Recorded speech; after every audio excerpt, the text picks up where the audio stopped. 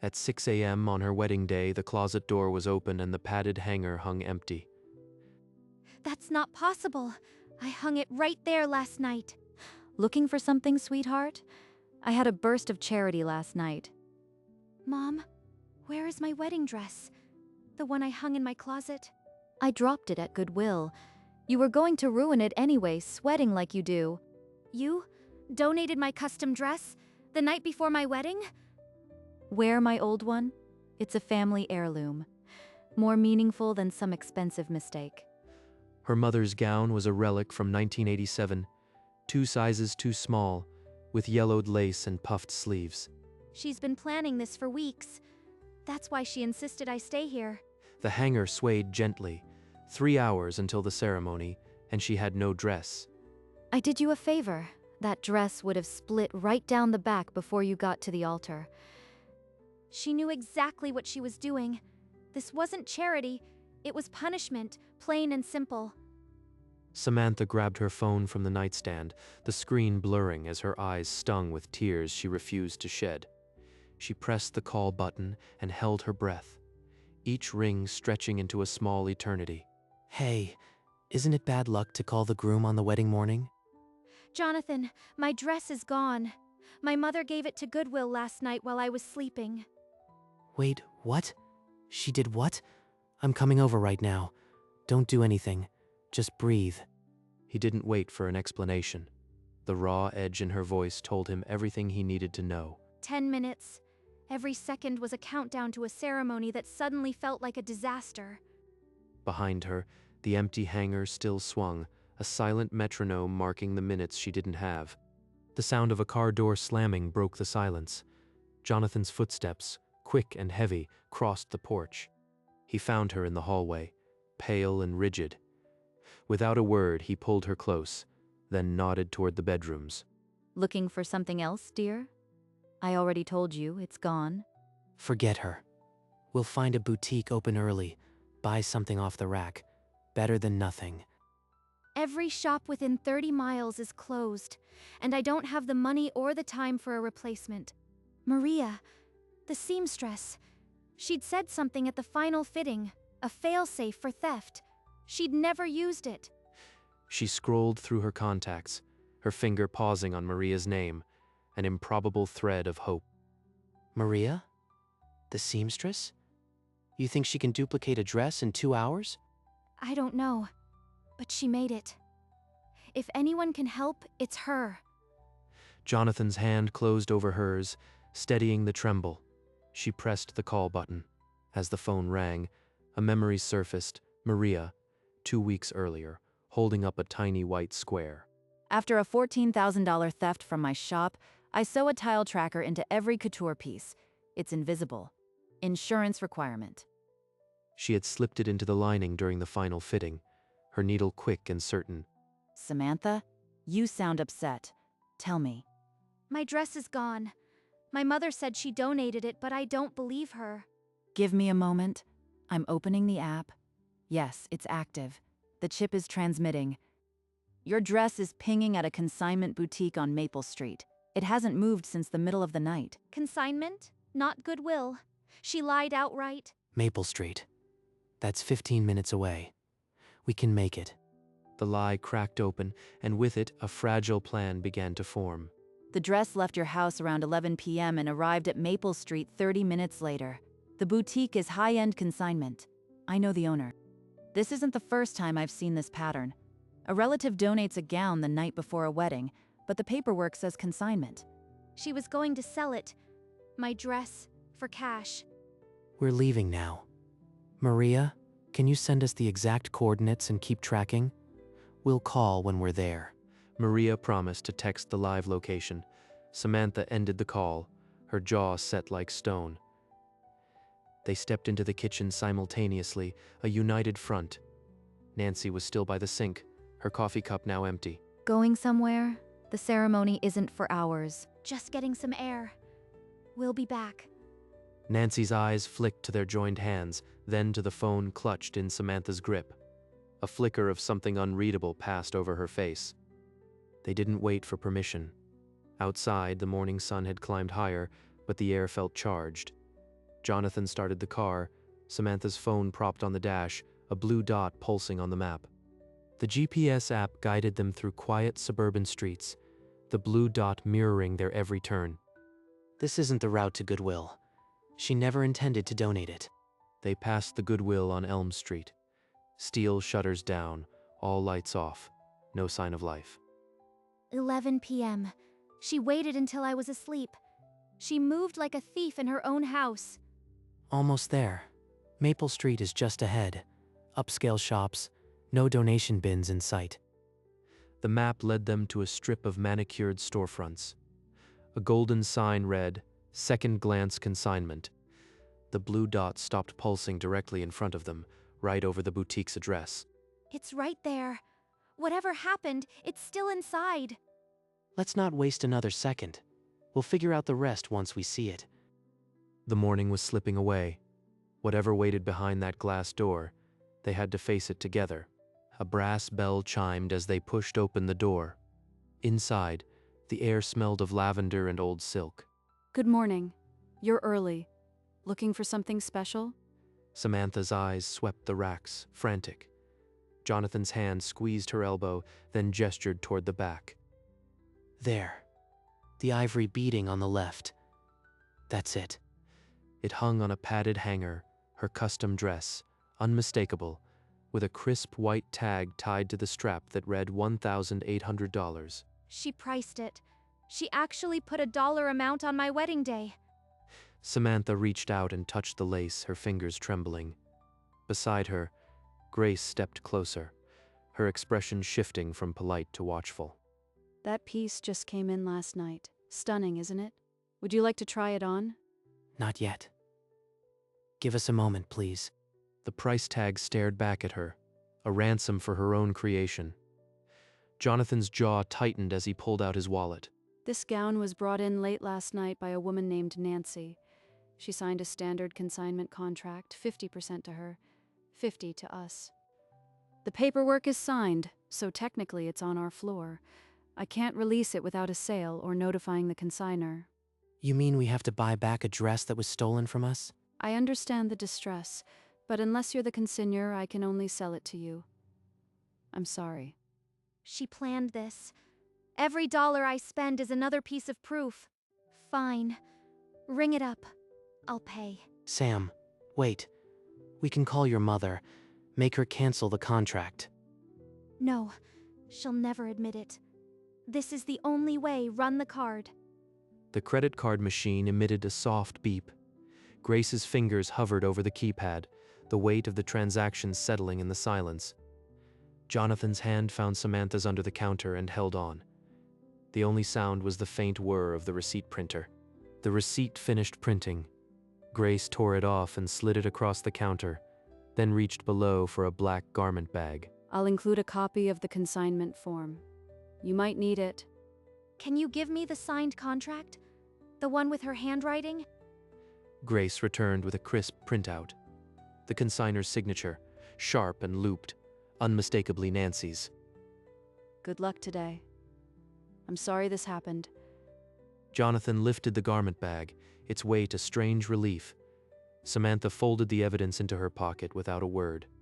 Outside, the morning had grown brighter. Jonathan laid the bag across the back seat, careful as if it were made of glass. Inside the car, the engine turned over. Samantha unfolded the consignment form again, her eyes tracing the familiar slant of her mother's hand. Her signature is right here. Proof she never intended to donate it. Proof she wanted cash. The car pulled away from the curb. Neither spoke. The dress hung in the back, bagged and safe, a silent passenger between them and the morning ahead. By the time Jonathan turned onto their street, the sun had climbed above the roof lines. The dress hung untouched in the back, a silent promise. We leave the dress here. No one goes near my car. When it's time, I'll bring it to the venue myself. She won't see it until I'm walking down the aisle. That's the whole point. The screen door snapped shut behind them. Nancy stood at the counter, arranging pastries on a tray as if the morning were ordinary. Back so soon? I hope you've come to your senses. My dress is still hanging in the hall. We'll manage. Don't worry about the dress situation anymore. I don't see how. But if you want to squeeze into that old thing, it's your wedding. Nancy's gaze flickered down the hallway toward the front door. But the driveway was empty. The car sat silent, its secret undiscovered. Let's get ready for the day. We've got a wedding to attend. In the hallway, out of earshot, Jonathan whispered, "We have her. The receipt and her signature are more damning than anything we could say." Samantha nodded, the weight of the morning settling into something like resolve. An hour later, at the venue, Jonathan pulled the car around to a side entrance and carried the garment bag into the bridal suite himself. The bridal suite was quiet, mirrors catching the morning light. The old dress, still hanging in its plastic, was shoved to the back of a coat closet without ceremony. My mother's gown can stay buried in this closet forever. Today, I wear my own. The bridesmaids, already briefed, unzipped the garment bag with reverent hands. The ivory beading caught the light as they lifted it free. There it is. My dress. My choice. My day. She couldn't take this from me. They helped her into the dress, careful as art handlers. The zip rose inch by inch, and the fabric settled against her as if it had never been gone. Samantha turned to the mirror and a quiet sound escaped her. Not a sob, but something close. The gown was perfect. It was hers. Maria needs to see this. Smile, Sam. She's the reason you're standing there. He sent the photo. Below it, he typed, "She made it back. Thank you." Maria's reply came in seconds, a heart and a single line. "Now make sure she never forgets." The old dress remained crumpled in the closet, forgotten. A bridesmaid slipped the evidence folder into a champagne tote. The countdown was on. The organ swelled, and the chapel doors swung open. Every head turned toward the back of the aisle. Samantha stepped forward into the light, and the ivory beading on her gown caught the sun through the stained glass. In the front pew, Nancy's hands jerked against her lap. Her face went through confusion, then a slow, cold shock. That's impossible. I dropped it at the boutique myself. How? Your face says everything, Mom. You never meant for me to wear my own dress. Guests smiled, oblivious. A few whispered about how radiant she looked. But Nancy's knuckles went white on the program. A tear slipped down Nancy's temple, but it wasn't joy. It was the fear of a scheme unraveling in real time. Samantha's gaze met her mother's, and she did not look away. Her chin stayed raised, her step unwavering. At the altar, Jonathan stood with a look of pure reverence, his smile breaking through the gravity of the moment. He took her hand as she reached him. Behind them, Nancy sat frozen, a statue in the front row, watching her own sabotage dissolve. The minister's words were a murmur. Samantha watched Nancy, who had not stirred since the processional. She knows, but she can't prove anything. Can she? When the vows came, Jonathan's voice was steady. His thumb traced circles on her knuckles. Samantha's voice didn't waver. She spoke her vows in the dress they tried to steal, and she meant them. The ring slid on, a flash of light from the stained glass catching the diamond. The chapel fell silent. I'll spin this at the reception. I always find a way. Plan your next move, Mom. I've got a move you won't see coming. The minister pronounced them. Jonathan kissed her, and applause erupted. Nancy's hands unclenched. She didn't stand. She watched the aisle empty, expression blank. Samantha held Jonathan's arm as they recessed, not looking back. The real ceremony was still to come. In a side room off the reception hall, Samantha opened the manila folder. The evidence was cold and clean. She loaded the first slide, a GPS map with a red line from her childhood home to second-glance consignment, timestamp 11:42 p.m. Then, the photo of her dress on the rack, $1,800 tag still attached, white and sharp under the boutique lights. And the final slide, the consignment contract, Nancy's signature dark and looping at the bottom. Jonathan stood at the door, arms crossed, his eyes fixed on the corridor outside. Nancy's voice carried from the hall, a brittle question to a waiter about where the bride had disappeared. Jonathan tapped the doorframe twice. Samantha clicked the remote, and the map ignited the screen behind her. The MC's amplified voice echoed.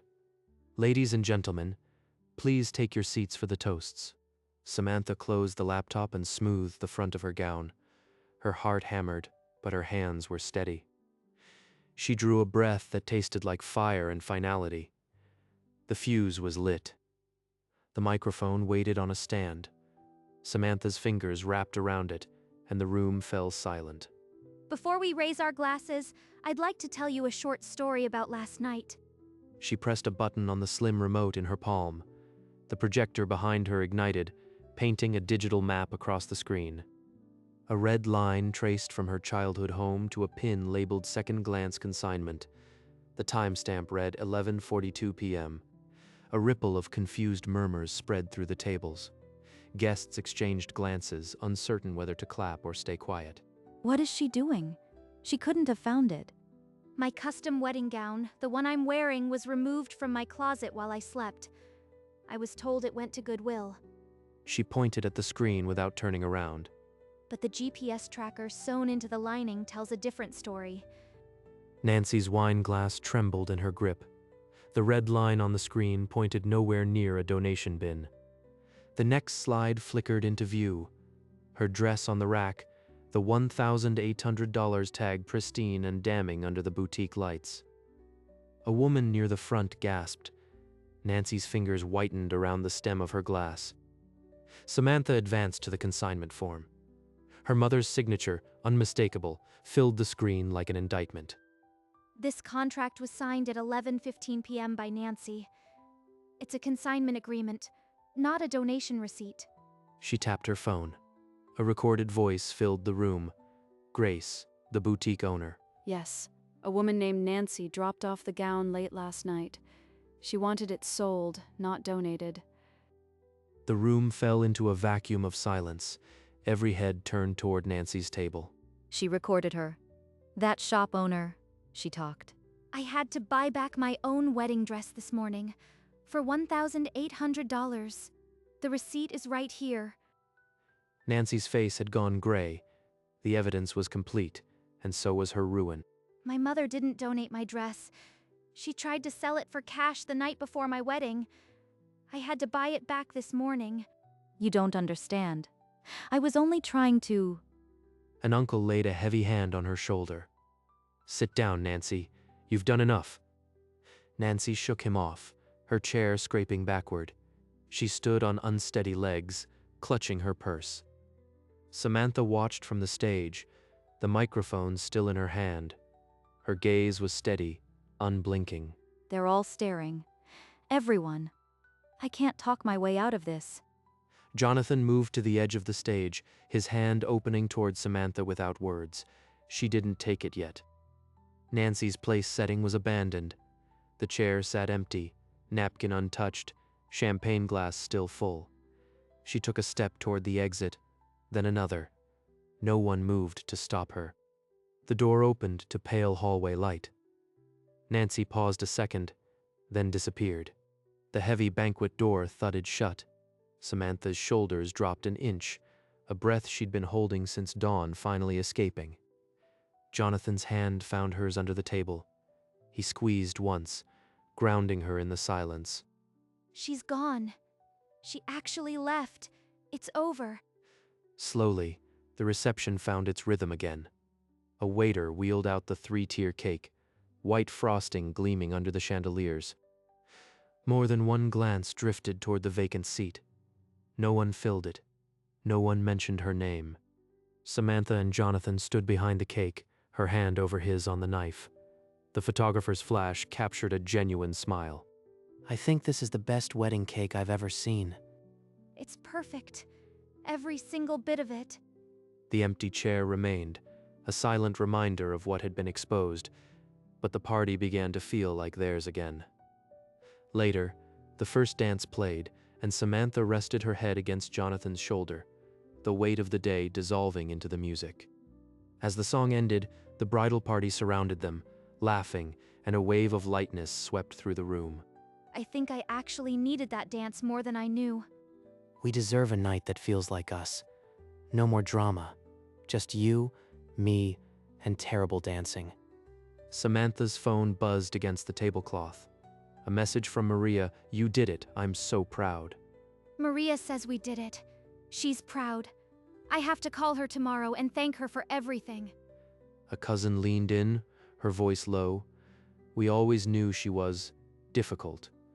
I'm glad you got your dress back." Thank you. Honestly, it was never about the dress. It was about the choice. Jonathan raised a glass, pulling the room's attention. "To my wife and to a day that turned out exactly how it should have." Glasses clinked. The empty chair cast no shadow over them now. The night had finally become theirs. Later, they swayed to another slow song, her head on his chest, his thumb tracing patterns on her back. The joy was uncomplicated now. As the last guests drifted out, Samantha retreated to a side table and pulled the creased consignment form and receipt from her clutch. These 2 pieces of paper turned my morning into a nightmare. Now they're just proof. She smoothed them flat, side by side. Nancy's sharp signature, the $1,800 total. Evidence of everything that had almost ruined this day. I could frame them. Not out of bitterness, but to remember that I fought back and won.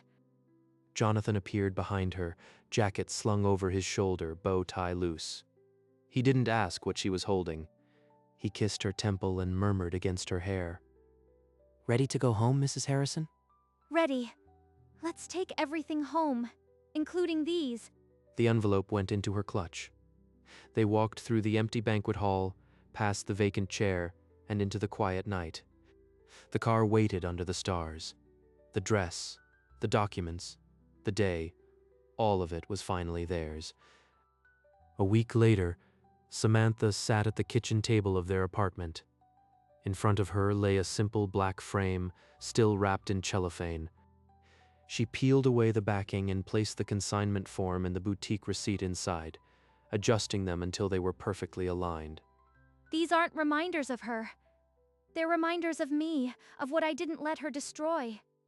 She hung the frame in the living room, right next to a wedding photograph of them laughing under the string lights. Jonathan came up the stairs, a grocery bag in one hand, and stopped when he saw what she'd done. Is that what I think it is? The actual receipt? Every cent of it, plus her signature. I thought it deserved a permanent spot.